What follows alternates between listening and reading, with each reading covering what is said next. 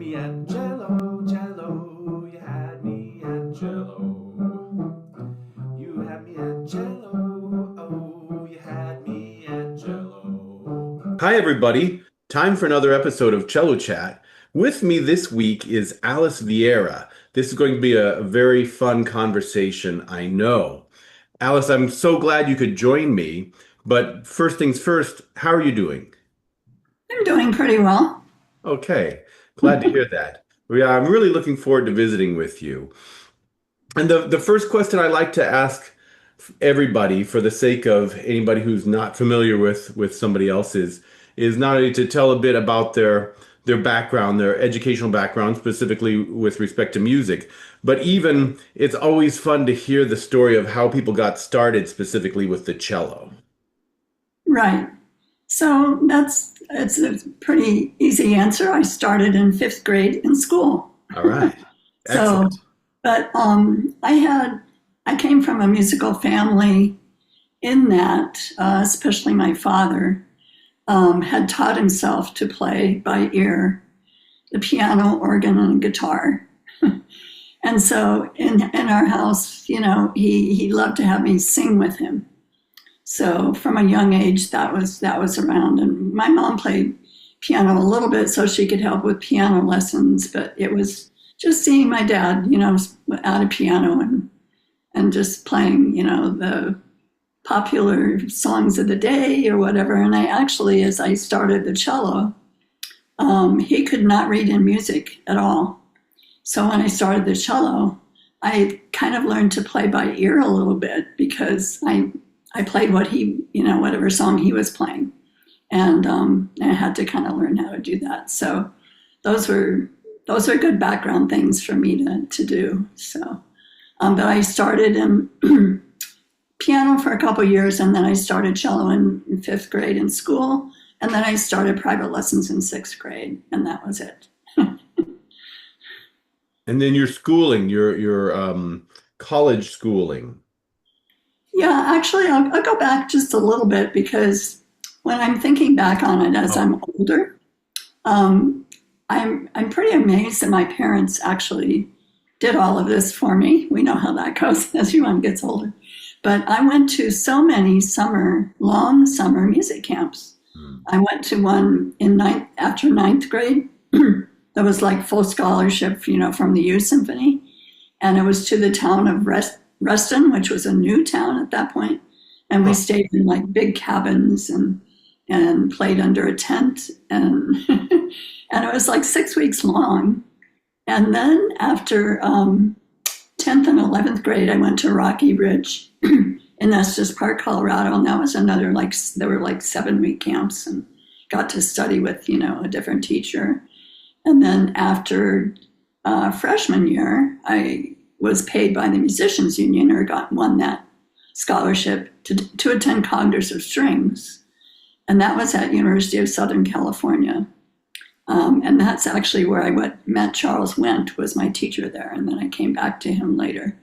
Not Charles Wendt, I'm sorry, Dudley Powers. Okay. But at that point, I asked him, I was going to the University of Nebraska for 2 years. But I asked him where else could I go because I wanted a better school. And he recommended the University of Iowa, where Charles Wendt was. So I feel like those years leading up to college were really important for me because I started late, obviously, fifth grade and so forth.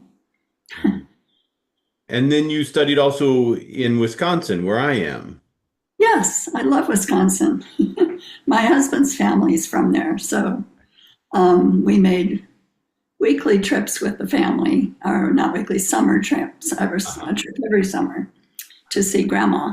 So I love Wisconsin, but then I ended up getting my master's there. So All right. And yeah, that was with Lowell Kreitz? yes, it was. Okay. All right. Excellent. So I also like to ask, because I mean, I know in some respects, our teachers are kind of in our heads, looking over our shoulders. Are there, I mean, and this is a big question, I'm sorry, but in a nutshell, are there particular things from any of those teachers that just stay at the forefront of your mind every time you pick up a cello or start teaching somebody? I'm not sure. I think with all, again, with that background of being with different teachers early on, and then also being undergrad, being at one school for 2 years and another school for 2 years. Hmm. Um, and then after, between my bachelor's and master's, there I had 2 years in Chicago. All right. And that's where I went back and studied with Dudley Powers. He was at Northwestern, but I just went and took some lessons, throughout the year. So I feel like I had many influences. Hmm. Um, but I mean, certainly they all had things to offer. When I think of Charles Wendt, he was just such a talented cellist. He just could play anything. So you would be in a lesson and, you're working on whatever and he could just play it. And then he'd try and describe it and you kind of want to say, well, just play it again for me. That's funny, but Whereas Kreitz was more about expanding the literature and, figuring things out on your own. okay. Yeah. Yeah. It's fun to study with people with different approaches coming Right. at these same, we in a way we still have to in the end solve the same problem, but you can tackle it by a very different route sometimes. So with your the Cello Congress connection or exposure, was that what led eventually to helping to set up the, was it 1993 concert with Yo-Yo Ma in honor of Rostropovich? Yeah. So I'm not, so I'm, so I maybe you mentioned Congress of Strings. Is that what you're thinking? That was, Uh-huh. that was actually just a program. That's what it Okay. was called. Okay. And it ended, I think, the year after I was there, and they didn't have it anymore. So you probably wouldn't have heard of it. But Huh. Okay. it was Okay. sponsored by the Musicians Union. Got it. It just happened to have kind of the same name. But what Uh-huh. happened was when I moved to Washington area, I feel like I was very lucky um, because there was only one Suzuki cello teacher there at the time, and it was just ripe for for playing, for doing gigs, for freelance playing, and also for um, starting a Suzuki program.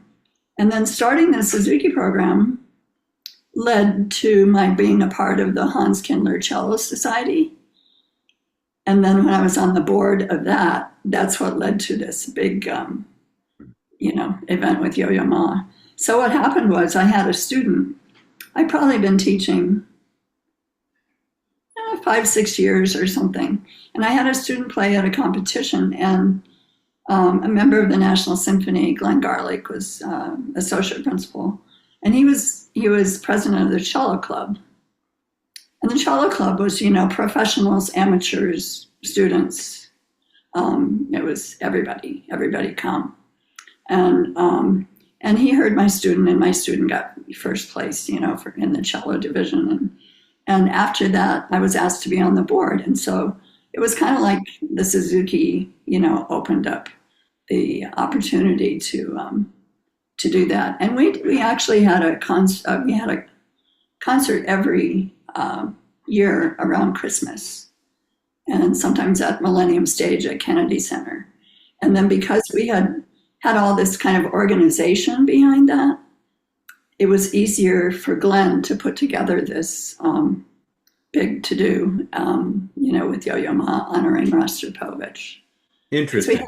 we had the organization, to set it up to Yeah. get. We had opera house cellists and National Symphony cellists, Mm. and then they needed more, so we just used the cello club and the people that were in that could play the music, and that's how that ended up happening. Nice. Okay, so Suzuki, I've lost count of how many people I've had as guests who have themselves had Suzuki training or are also Suzuki teacher trainers. But I always like to give the opportunity for people to say what it is about the Suzuki method that, for lack of a better word, resonates with you the most in terms of its pedagogical benefits. Mm. Well, let's see. So many things. Yeah, I love the idea that every piece, every new piece, brings a teaching point. Especially, when they're starting out and they do all the pre-twinkle things and they're ready to then finally play. And every piece in that book one is a new, has a new skill. Plus you're continuing, the old skills. You're doing review, and that's just a way of getting, all that technique in there in a really fun way by learning these pieces. That's one thing I really love about it, but I don't know. yeah, I also like, and I've kind of noticed as I'm in Arizona now, I'm semi-retired, so, and it's a completely different place culturally, obviously, than Washington, D.C., Northern Virginia, where everybody was pretty gung-ho about, everything. So it's more laid back. The parents are more laid back, and I really appreciate having lived in the Northern Virginia area because the parents were willing to really support their children with all of the things that were needed for a Suzuki child to learn to play and express themselves, including memorizing every piece and going to group class and polishing those pieces. So in addition to the technique of, a new skill on each piece being learned, then in addition, by going to group class and reviewing the other pieces with the other students and combining that with memorizing everything, and they just really own those pieces, the kids. yeah, nice. So I had already planned to ask you a question about motivating the students, but now it occurs to me one of the things about your website that caught my attention was I think it does a very good job of addressing the parents as far as what their how they should understand what the process is and what their role is as well. And so it's almost, I mean, I think we've all had the student for whom, okay, it seems like they're just there because their parents are making them be in lessons. But there are surely also examples where the with the parent having to be in the lesson with the student, if the parent kind of has a disconnect, you know what I mean? You have to make sure that the parent really is super excited about the progress and future potential progress of the student as well. Yes? Yes, and that's so much easier once you started a program and have a studio established. It's Yeah. just, I mean, you still have to pay attention to it, but it's just they come to that first recital Hmm. and they see 20 students, and they see them at all levels, and it's just like Okay. okay, this is what I want for my child. It just so that really helps. But I mean, even in building a program, I used to do. I had students that started, traditional, and then I would be like in a certain location. I used to travel like out further out in Virginia or over to Maryland to teach one day a week, something like that. So say if I was teaching one day a week over in Maryland, I might start with, 5 Suzuki students and 2 traditional students on that day. And then even the traditional students, I would ask the parent to come and just observe the lesson. And then I would gradually bring them in because I just, I would love if you could come to a group class and then just, I think when they see when the parents see what's happening at the lessons, and also that it's not just about technique, but we do talk about music, and they see their child growing as far as patience and diligence and all the things that come with lessons. And they just have a deeper appreciation of what's going on, and then I gradually try and bring them in and yeah. And then you also address the motivation of the students. You have talked a bit about this already in terms of the things like the group classes, the cello ensemble classes, but are there other things that you proactively do to either watch out, monitor for the various students' seeming level of enthusiasm, or to try and make sure that they're as fired up about learning and practicing as they could be? I think it just happens at every lesson. I really do.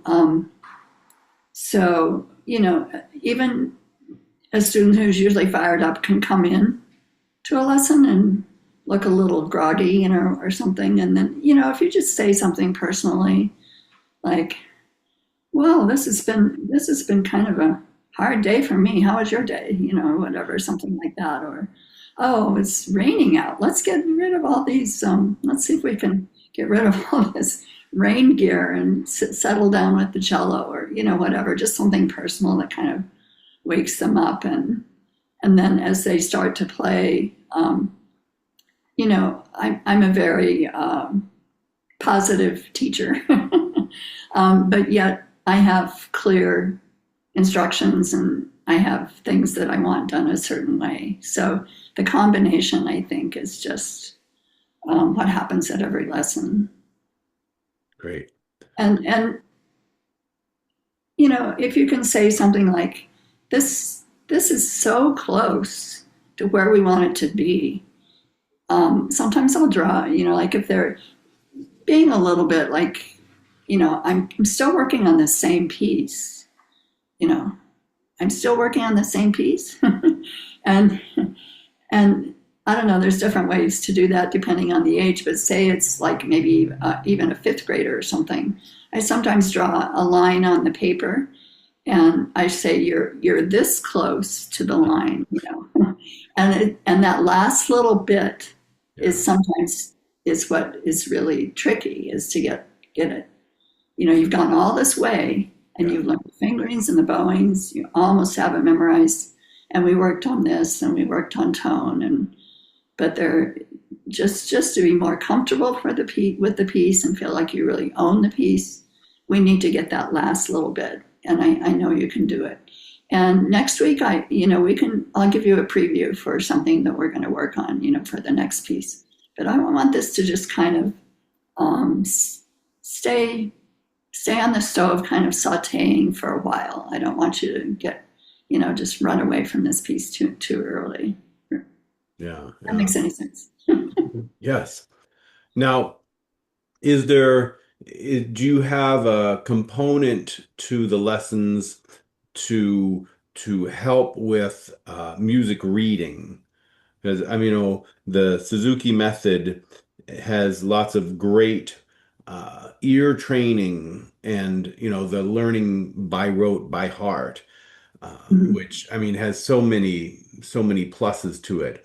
And of course, I know we've all encountered Suzuki students who are also very good sight readers.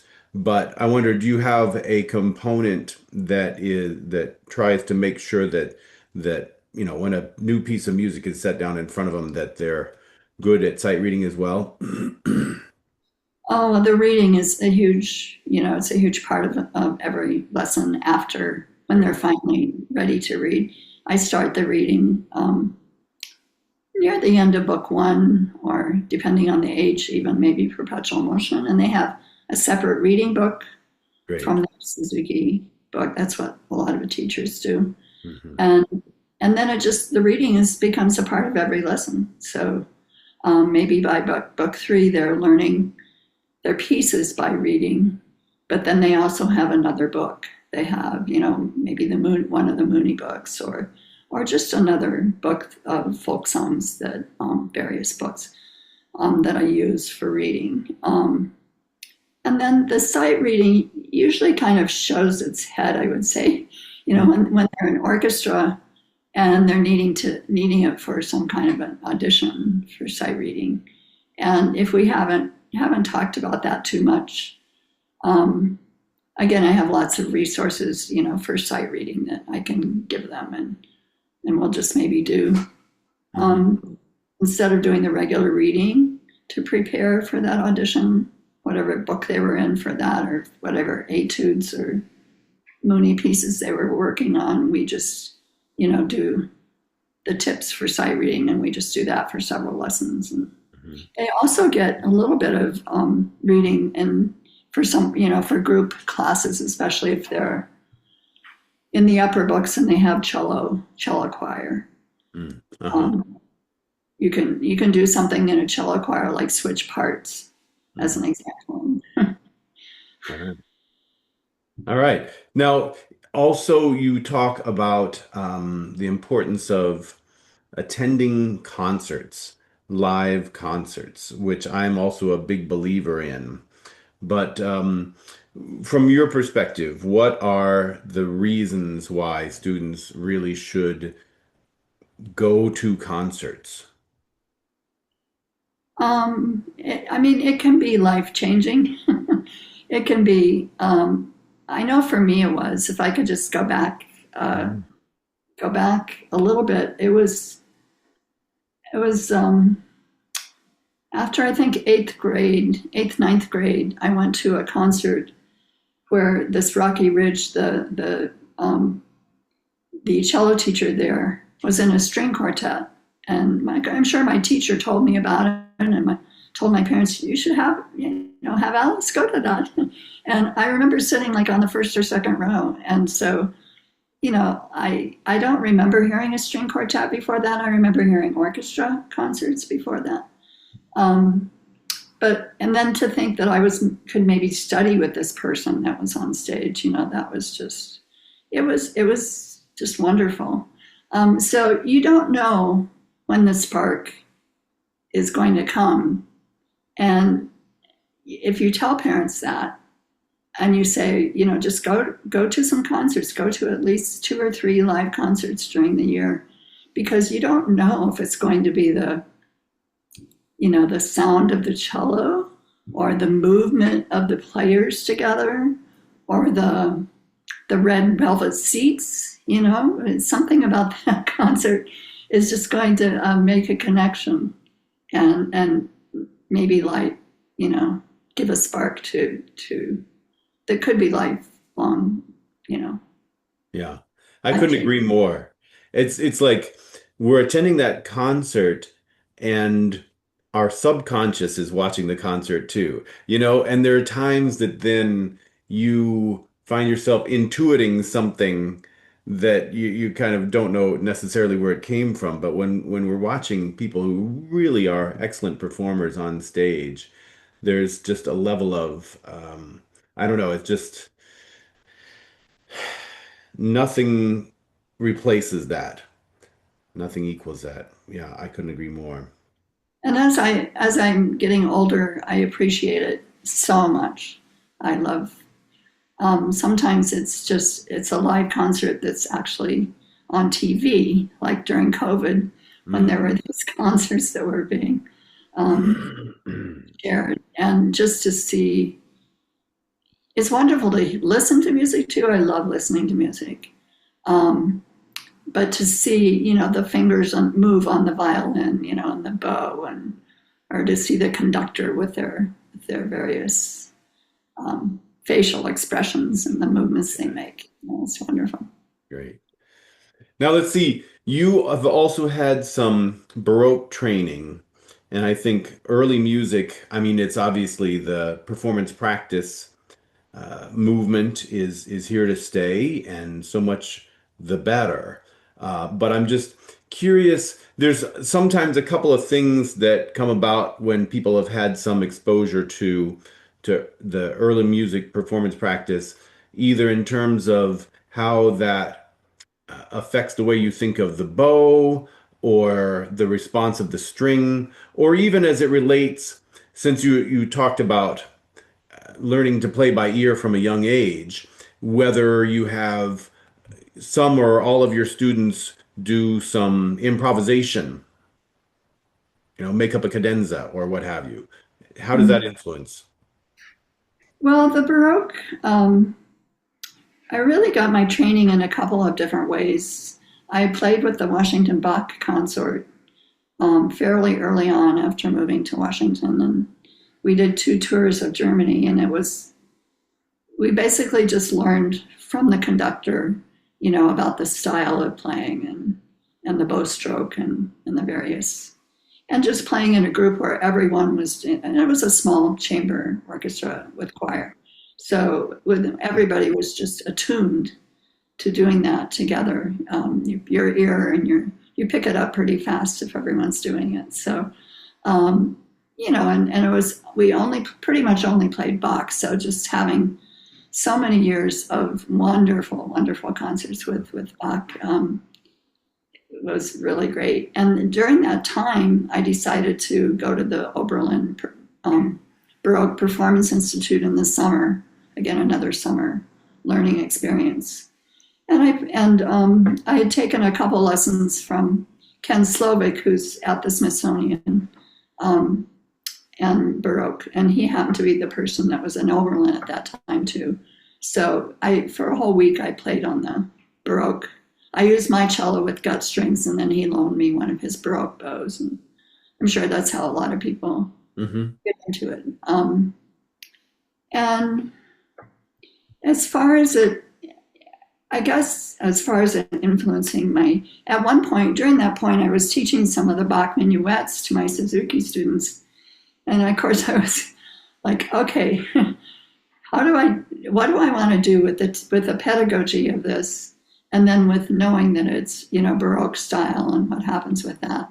And I was a bit in conflict with that for a while, but then I decided that I would as they got older and so forth, I would let them know about various Baroque strokes, but I did not want to change pedagogically what I was teaching with them, like in books 1 and 2, basically. But then as you continue through the books, you have Vivaldi and you have things, slow movements, and, insisting that the trills start on the higher note, and you have an appoggiatura into the trill, and just different things like that. And I would always say, oh, it's a Baroque piece. Oh, we're working on the Marcello, and this is in Baroque style. And so my students knew, what they heard of that. They knew about it. And sometimes we would, at group class, we would just try, something different with our bows. We'd hold it up higher and just try a lighter stroke and that kind of thing. Right. All right.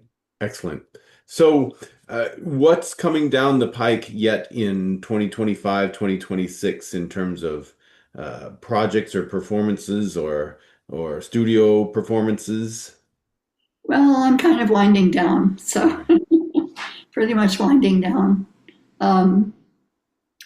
I still have a small studio here, and I'm in touch with the professor at the University of Arizona. And there's the Tucson Cello Congress coming up. Right.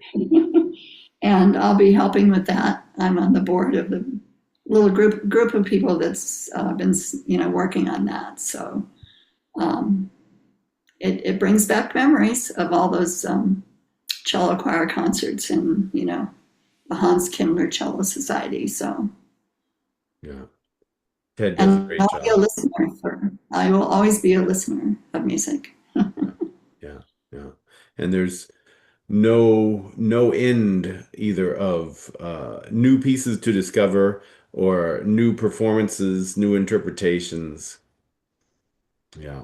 All right. Well, thanks so much. It's great to hear, just in some cases, it's like bringing in a master clinician, even if you say some of the same things that I say, but you say them differently. And sometimes people just need to hear it a different way or another time, as far as, yes, I should give the Suzuki approach an honest try, for example.